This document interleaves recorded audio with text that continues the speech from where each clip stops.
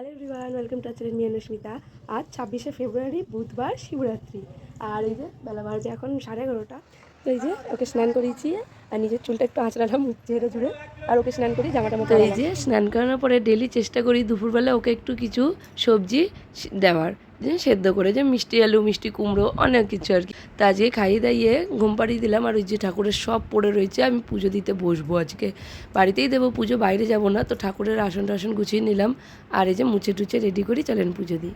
তো সবার আগে ঠাকুরের সব কিছু গুছিয়ে ঠাকুরকে ঘি মধু দিয়ে স্নান করিয়ে চন্দন পরিয়ে দিয়েছি। আর এই যে আমার এই ছোট্ট শিব ঠাকুরটা এনেছিল ওর বাবা দোকান থেকে, ওর এক কাস্টমার গিফট করেছিল। আর এই বড় শিব ঠাকুরটা আমার শ্বশুরমশাই আমার বিয়ের পরেই নিয়ে এসেছিলো।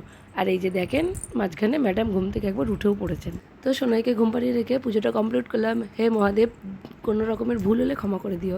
আর তারপরে উঠে গেছিলো, ওকে একটু দুপুরে টমেটোমের চাটনি দিয়েছিলাম। আর তারপরে খেলা টেলা করছিল।